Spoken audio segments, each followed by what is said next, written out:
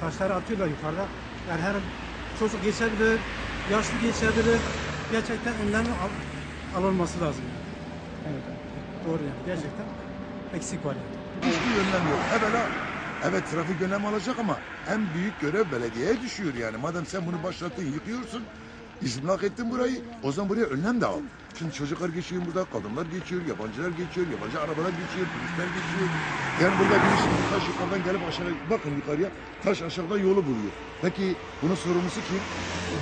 Ölse birisi vatandaş ne olacak? Önlem alınması gerekir. Ya bunun önlemini almak.